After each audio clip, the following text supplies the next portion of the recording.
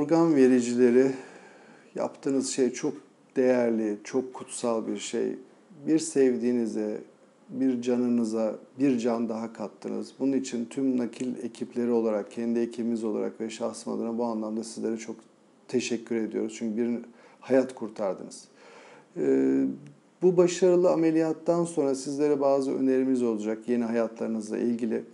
Özellikle istediğimiz şey aslında normal sağlıklı bir insanın yapması gerekenler. Bol su içmeniz, kilo almamanız ve yılda bir kere halkın check-up dediği şeylerden geçmeniz. Yani benim 100 kilo olmam, 130 kilo olmamın bir faydası var mı? Hiç kimseye yok.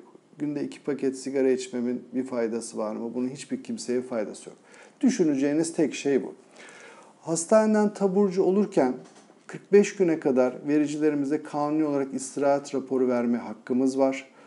Yaşadığınız ortama, çalışma şartlarınıza göre mutlaka ve mutlaka sekreter arkadaşlarımızdan hastaneden taburcu olmadan önce istirahat raporunuzu almanızı istiyoruz. Hastaneden çıktıktan 2 gün sonra bir kontrolümüz olacak. Bu kontrol için çıkmadan önce yine polikliniğimizden bir randevu almanızı istiyoruz. Poliklinik günü aç karnına geleceksiniz. Kanlarımızı vereceğiz. Bir muayenenizi yapacağız. Öğleden sonra değerlendirmemizi yaptıktan sonra arzu ettiğiniz şehre seyahat etmenizde bir engel yok. İlk seyahatimizi eğer uzak mesafelere gideceksek uçakla yapmanızı öneriyoruz. Eğer arabayla gitmenizin zorunlu olduğu durumlar varsa özellikle ilk seyahatimiz sırasında her saat başı bir durup bir 5 dakikalık bir yürüyüş yapıp yani kan dolaşımını sağladıktan sonra seyahatinize devam edebilirsiniz. Uçakla seyahat edeceklerde de yine uçağa binmeden önce özellikle bir 5 dakika yürüyüş yapmanızı, eğer uçuşunuz 1 saatten uzun olacaksa yine birinci saatte mutlaka uçağın içinde bir 5 dakikalık yürüyüş yapmanızı istiyoruz.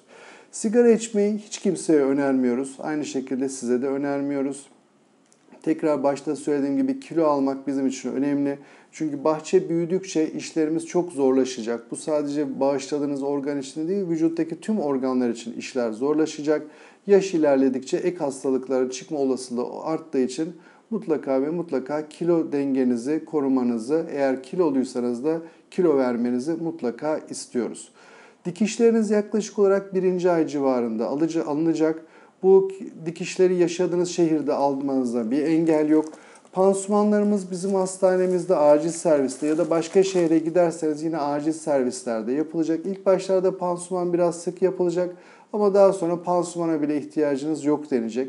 Hastaneden çıktığınız günden itibaren bunlara benzeyen banyo bantları var. Bunlarla banyo yapmanızda hiçbir engel yok. Bunların çok çeşitli boyları var. Daha büyük olanları, daha kısa olanları, kare olanları, çeşitli şekilleri var.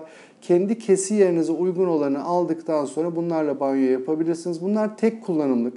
Yani bir kere banyo yaparken güzelce yapıştırıyoruz. Banyomuzu yapıyoruz. Banyo yaptıktan sonra bunu atıyoruz. Eğer 1 saat 2 saat sonra yeniden banyo yapma ihtiyacı duyuyoruz. Yenisini yapıştırıyoruz ve ondan sonra banyo yapmamızda bir engel yok. Dikişler alınana kadar banyomuzu bu şekilde yapıyoruz. Dikişler alındıktan sonra normal şekilde banyonuzu yapmakta herhangi bir engelimiz yok. Onun dışında yürüyüşlere, egzersizlere bir an önce başlamanızı istiyoruz. Haftada 2-3 kere her sağlıklı insan gibi 20-30 dakikalık yürüyüşler bizim için çok iyi olacaktır. Ama özellikle ameliyat sonrası erken dönemde daha sık yürüyüş yapmanızı istiyoruz.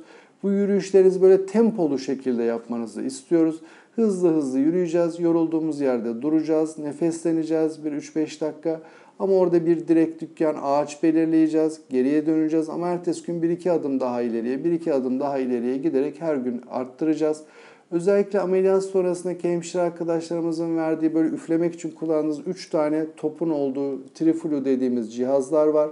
Bunları mutlaka kullanmaya devam etmeniz ve 3 topun yukarıda kesinlikle durana kadar bunları bırakmamanızı istiyoruz. Çünkü akciğerlerimizin tekrar geriye açılması bizler için çok önemli. Yaklaşık olarak 2 ay civarında, 2 ile 2,5 ay civarında ağır kaldırmak yasak. Ağırdan kastımız 10 kilo. 2. aydan sonra kullanmanızda herhangi bir ağırlıkla ilgili bir sıkıntımız yok. 4 ile 6 hafta kadar araba kullanmanızı önermiyoruz. Çünkü ara ara göz kararmaları olacak. Bu tam direksiyonun başındayken hem sizin için hem çevre için bir göz kararması tehlikeler doğuracağı için 4 ile 6 hafta kadar önermiyoruz. Onun dışında evde günlük hayatınızda, çalışma hayatınızda hiçbir şeyi değiştirmemenizi, normal şekilde sürdürmenizde bir engel yok. Cinsel hayatla ilgili de hiçbir sıkıntımız yok. Kendinizi rahat hissettiğiniz ve sağlıklı hissettiğiniz andan itibaren de normal yaşantınıza dönebilirsiniz. Organ vericilerinin tek istediğimiz normal, sağlıklı bir şekilde yaşantılarını sürdürmeleri ve en büyük mucize verdikleri organla nakil olan kişinin hayatını sürdürdüğünü görmeleri ve bu anlamda tekrar bu insanlara ve sizlere çok çok teşekkür ediyoruz.